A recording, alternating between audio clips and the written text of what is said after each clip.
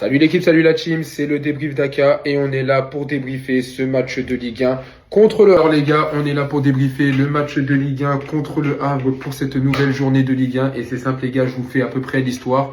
Le RC Lens a été tenu en échec la veille contre Strasbourg 1-1, donc le Paris Saint-Germain avait la possibilité de conserver sa place de leader, mais également de creuser l'écart avec son poursuivant, c'est-à-dire 4 points. Mission réussie les gars, le Paris Saint-Germain s'est imposé sur le score de 1-0 et le Paris Saint-Germain creuse donc les poursuivants de 4 points. Voilà les gars, par contre les gars, clairement il n'y a pas de quoi fanfaronner. Il n'y a pas de quoi fanfaronner et c'est un problème qu'il va falloir en parler parce que j'ai l'impression qu'on se répète, j'ai l'impression que débrief après débrief je me répète. Mais les gars, il n'y a pas de quoi fanfaronner parce que ce soir, il y avait largement la place de mettre une valise à l'Havre. Avec tout le respect que j'ai pour l'équipe du Havre, il y avait largement la place de mettre une valise au Havre. Parce que ce soir, tu dois partir avec au moins 3, 4, voire 5-0. Parce qu'on s'est créé une multitude d'occasions. Parce que déjà, le Havre n'a rien fait. Déjà, le faut dire, le Havre n'a rien fait. Ils ont eu quelques frappes, quelques tirs cadrés, mais on avait un bon gardien qui les arrêtait. Mais nous, on s'est créé une multitude d'occasions. Et on n'a pas été fichu de mettre plus d'un but dans ce match. On n'a pas été fichu de mettre plus d'un but dans ce match. Et même quand on avait l'occasion d'en mettre un deuxième par un penalty, on l'a raté. Et ça, les gars, c'est important. C'est important d'en parler parce que ce manque de finition, ça va devenir problématique. Parce que j'ai l'impression de me répéter, mais contre le Sporting, contre Newcastle, c'est pareil. Tu mets les occasions que tu as, tu mets les buts qu'il faut. Et au final, tu gagnes le match sans problème. Il n'y a pas d'équipe qui revient partout. Il n'y a pas d'équipe qui finit par gagner le match. Si tu mets les occasions et que tu convertis les buts que tu es censé convertir, tu gagnes tes matchs. Et on ne parle pas du PSG qui est fatigué ou quoi que ce soit, mais les gars, il y a un problème. Alors, est-ce que c'est un problème physique? Est-ce que c'est un problème mental? Mais il va falloir régler ça parce que là, ce soir, c'est le Havre. Mais le PSG va affronter des adversaires beaucoup plus coriaces. Et si le PSG rate autant d'occasions contre une équipe comme Chelsea, contre le Barça, contre le Bayern, contre le Real ou contre n'importe quelle équipe qu'on va affronter en Ligue des Champions ou même des bons clubs de Ligue 1, ça passera pas. Clairement, ça passera pas. Si on rate des occasions aussi faciles, ça ne passera pas. Mais en tout cas, voilà, le Paris Saint-Germain avait donc fait tourner avec un 11 de départ, forcément un turnover. Savonov dans les cages, ça bouge pas. Charnière centrale, Pacho, mais avec Zabarni qui était titulaire pour donner un peu de repos à Marquinhos. Achraf Hakimi à droite, ça aussi c'est logique, on le rappelle, hein, depuis son retour de la CAN, il faut qu'il emmagasine du temps de jeu, il faut qu'il retrouve ses sensations, surtout qu'il a été blessé. Et Lucas Hernandez qui permettait aussi un peu à Nuno Mendes de souffler. À gauche, un milieu de terrain avec Vitinha, Vichigot, hein, toujours le pivot qui est de retour après son remplaçant, sa non-titularisation contre Metz.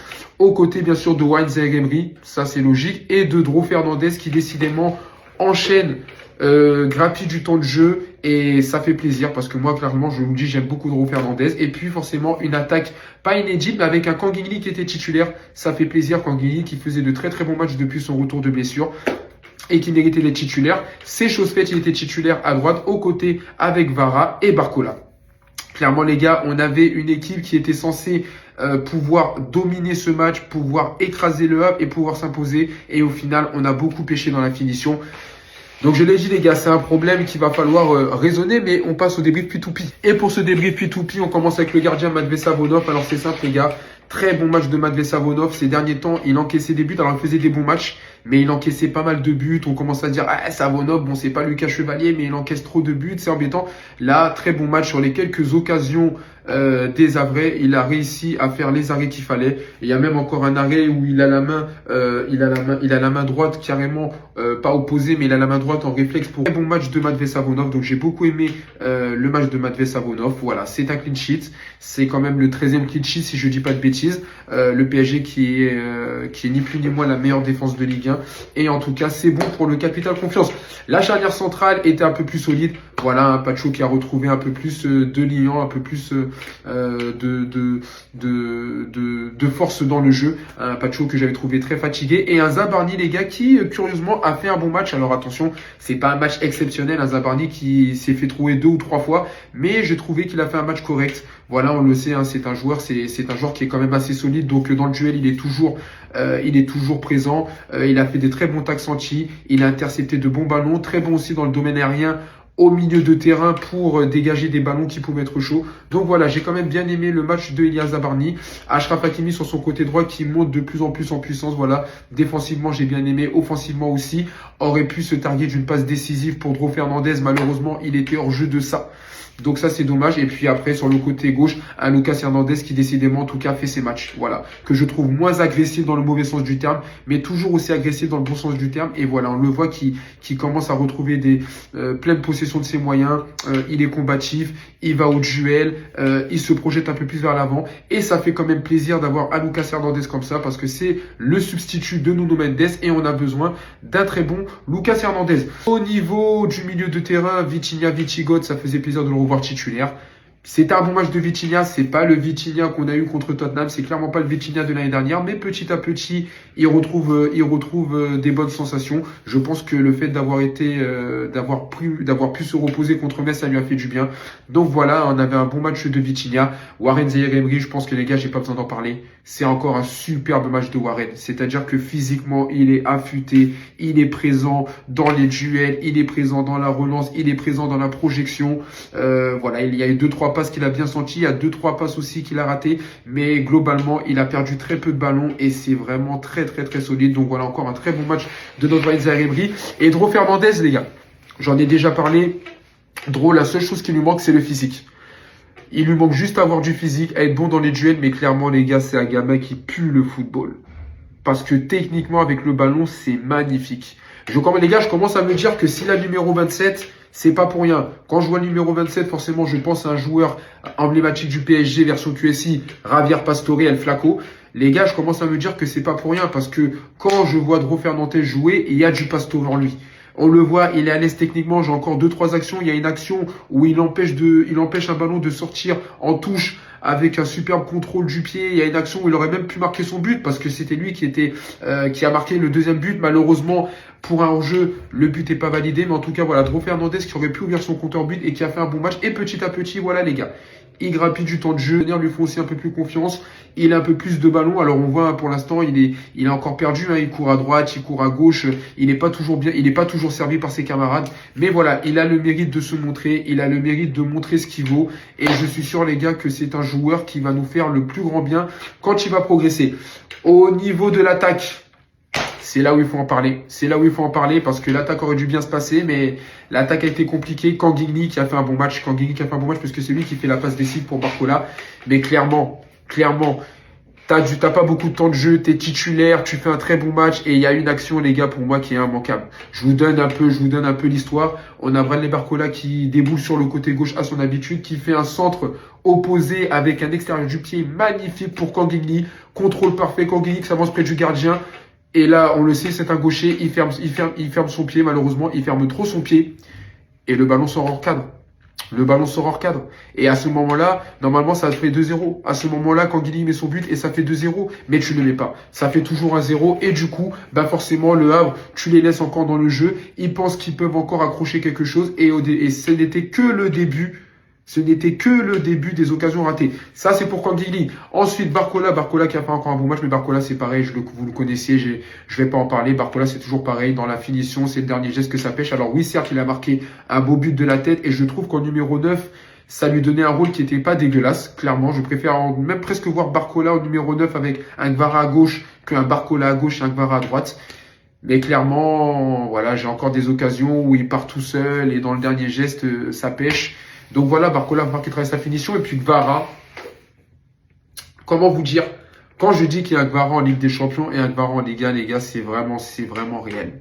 Parce que le Gvara qui est en Ligue 1, je sais pas si c'est la fatigue ou quoi que ce soit, mais le Gvara qui est en Ligue 1, franchement, des fois, j'ai envie de dire, il pue sa mère.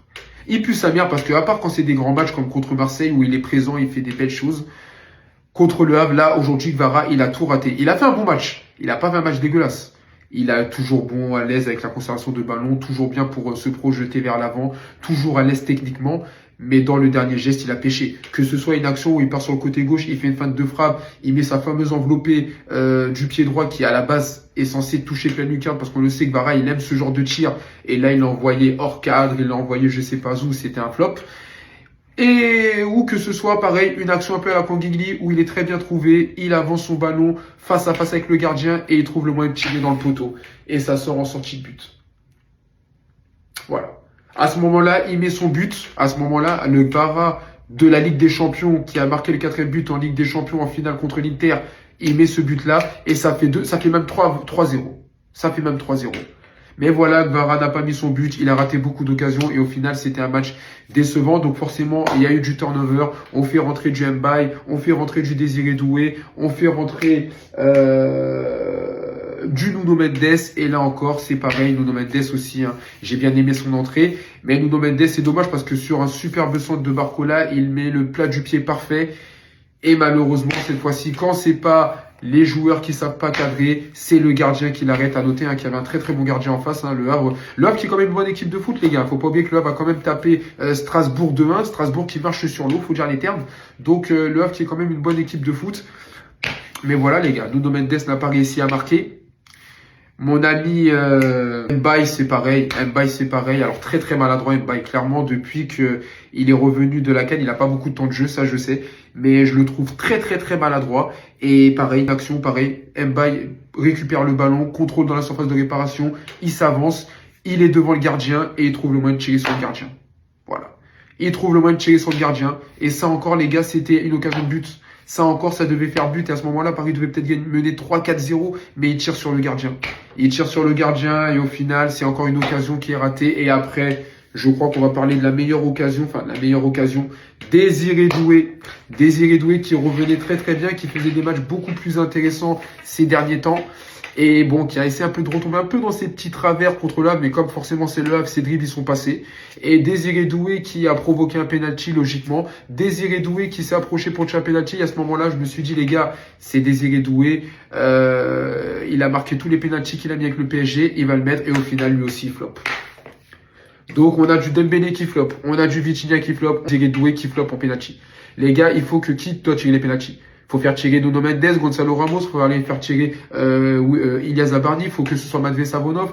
Les gars, c'est embêtant parce que c'est un sacré paradoxe, parce que le Paris Saint-Germain a gagné la Super Coupe d'Europe, la Coupe intercontinentale et le Trophée des Champions au penalty et a montré que vraiment le penalty c'est l'exercice qui maîtrise le plus. Tout est carré, le gardien arrête les penaltys, les joueurs marquent leurs penalty. Donc le PSG a montré que les penaltys c'est son dada. Mais dès qu'on a un penalty dans le jeu, les gars, on ne marque plus un penalty.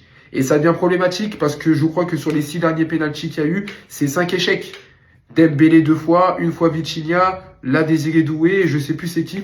Mais les gars, ça devient problématique. Parce que des penaltys, t'en as pas dans tous les matchs. Mais quand si tu vas avoir un penalty en Ligue des Champions contre Chelsea, contre je sais pas qui, et que tu vas le rater et que tu vas laisser l'adversaire dans son match et que l'adversaire va se dire au final il y a peut-être moyen de faire un truc contre le PSG parce qu'il n'a pas marqué à faire le break, on va se retrouver avec les mêmes matchs qu'on a eu contre Newcastle, contre le Sporting. Où clairement si tu pèches pas dans la finition, tu gagnes ton match avec le nombre de buts qu'il faut. Et on n'en parle plus. Donc voilà les gars, c'est la seule chose qu'on va retenir. Prochain match, c'est contre Monaco. C'est la semaine prochaine, c'est contre Monaco. Encore une fois, on va retrouver Monaco. Et là, ça sera pas du tout le même match. Donc j'espère vraiment qu'on va concrétiser nos occasions parce qu'on peut pas rester comme ça. Mais voilà les gars, donc la seule chose qu'on va retenir, c'est que le PSG s'est imposé, que le PSG met 4 points d'avance à Lens, que le PSG commence à prendre le large pour cette place de leader et forcément le titre de champion de Ligue 1.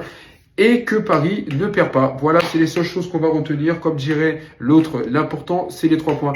Merci à ceux qui like, merci à ceux qui commentent, merci à ceux qui partagent, merci à ceux qui visionnent tout simplement mes vidéos. Prenez soin de vous, prenez soin de vos proches. Je le répète, c'est le plus important. On est ensemble.